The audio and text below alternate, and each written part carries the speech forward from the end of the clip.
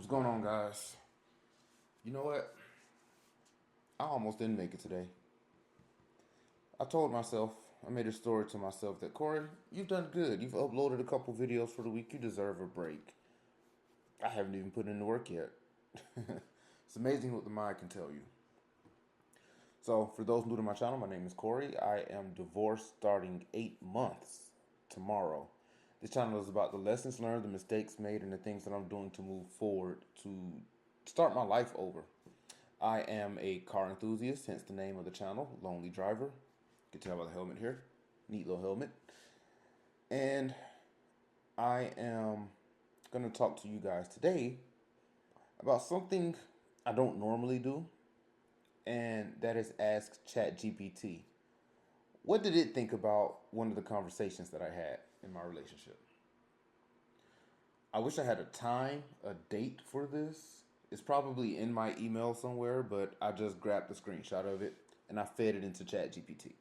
So I'm going to probably post it here or here, whichever one fits better after we're done shooting this video, and you guys can read along with me. So this conversation went something like this. I stated, what was I looking for in the marriage? This was after I learned what the manosphere was and started following other men and their mistakes in their marriage and successes and, you know, trying to develop my identity.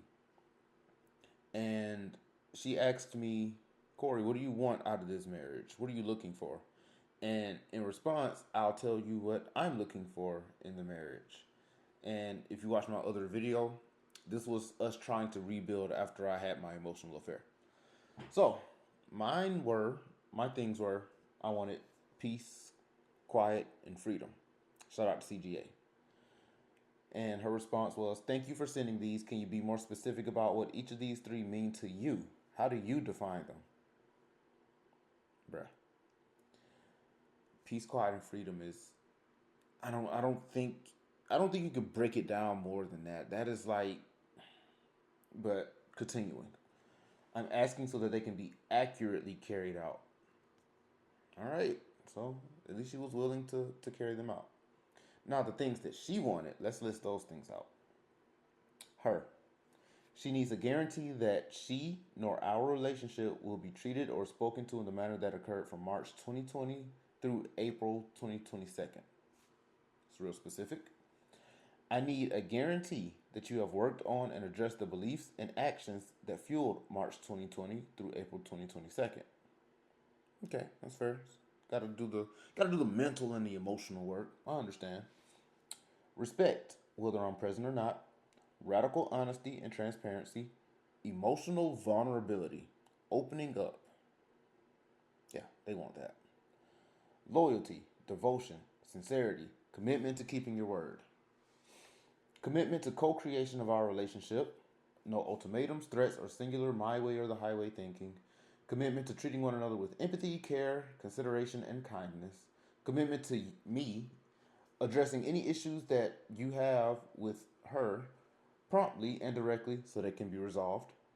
Commitment to supporting one another in the many ways that may look. Things evolve. Commitment to not being strangers to one another in any sense physical, mental, emotional, and spiritual. Commitment to meeting the needs and growth of the relationship as it evolves. What that looks like. Commitment to personal development. Commitment to learning slash refining relationship skills, aka doing the work. Commitment to spending quality time together at an interval that is equitable to whatever else we may have going on. At this point, does this even sound like a marriage? This sounds more like a job application, to be honest.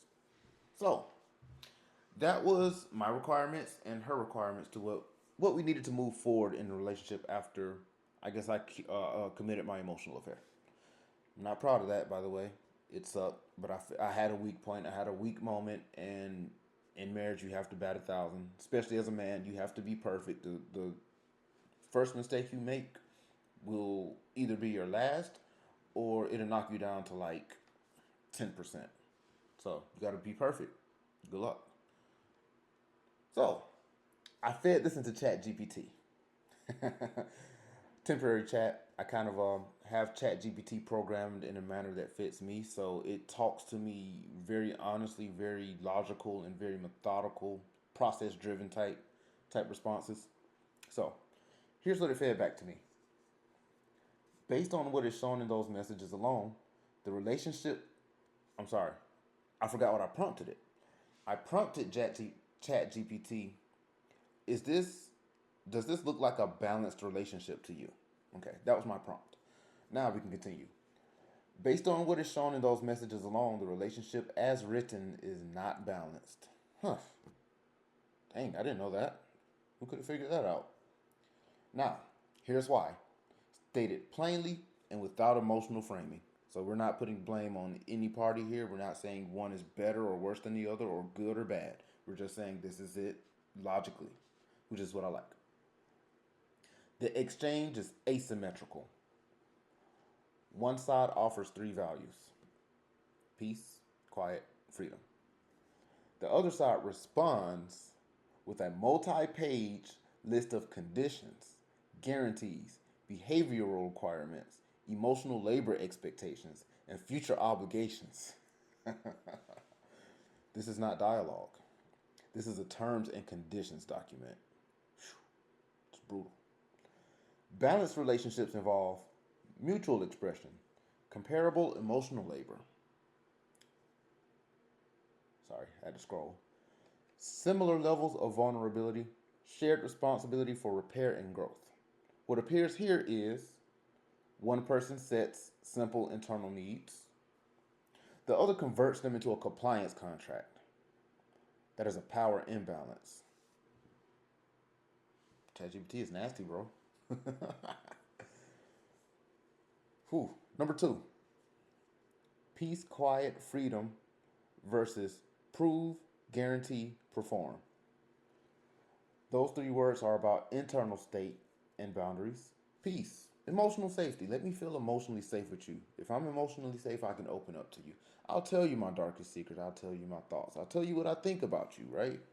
Quiet, reduce conflict. I don't want to come home at 12 o'clock at night and argue about me watching the It's Complicated channel and laughing at the way that people try to logic things. No, I just want to come home and enjoy it. Freedom, autonomy. Well, I need to be able to do what I need to do in order to move us forward, which is why after we got divorced, I started seeing more personal development in myself because I was able to do the things that I needed to do to become the man that I need to be. Without, I guess, relative input, sure, I would enjoy your input, but, you have to let boys become men. You have to go through that journey, all right?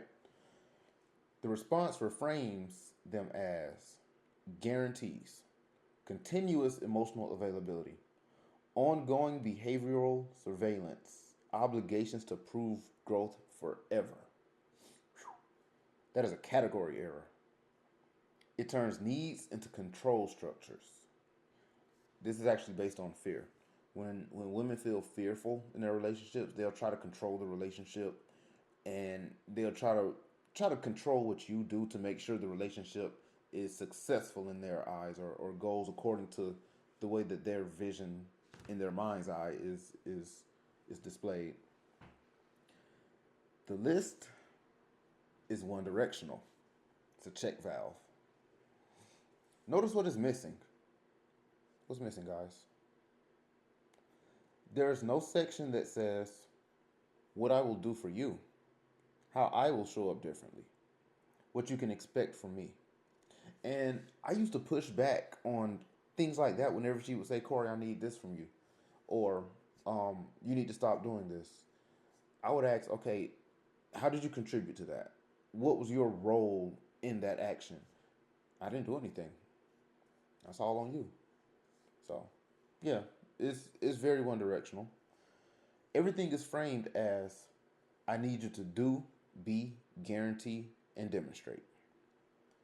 That is not co-creation. That is conditional access. You want to know what simping looks like? I'm showing you right now. You're trying to be nice. You're trying to be kind. You're trying to give her and serve her. But she's controlling you. She wants a specific set of outcomes and objectives to be fulfilled. It's not a relationship. Number four, it establishes permanent probation. The demand that you must guarantee behavior based on events from 2020 through 2022 means you are not being met in the present. You are being judged by a historical record. Healthy relationships allow repair, change, and a new identity. I was going through my new identity, I was changing. And you have to allow for that. If you don't allow for that, then the person will typically rebel. They'll probably dig harder into their new identity than they need to. So you really have to just give them the space to just fill it out. If that person is of good moral character and value, then you'll be okay. This framework allows only perpetual atonement. Mm. Bottom line, this is not a balanced relationship model. You know this already. It is a high control emotional contract where one person becomes the regulator and the other becomes the regulated. Peace, quiet, and freedom cannot exist under that structure because those three require trust and autonomy. And what is being requested here is continuous proof and compliance. Basically, obey. So, the last sentence is just ChatGPT asking for another prompt. So yeah, that's sums up the end of my marriage or the end stage of my marriage pretty well. She wanted safety. She wanted to make sure that she was never hurt ever again. And when women are hurt, they will impose rules, guidelines, boundaries. I'm sorry, rules and guidelines, and they will hide them as boundaries. So, like I said, guys, you get one shot. You mess up, you like somebody's Instagram picture, you text somebody too long, God forbid you commit adultery, you really can't recover from any mistake. It is almost impossible. So let me know if that was an entertaining video. Um, that this was really a an eye opener for me because that's pretty brutal. That's a brutal analysis of a relationship, but sometimes you need that. All right, guys. If you have any comments, you want to discuss it, hit me up in the comment section. I'll catch you guys on the next one. Later.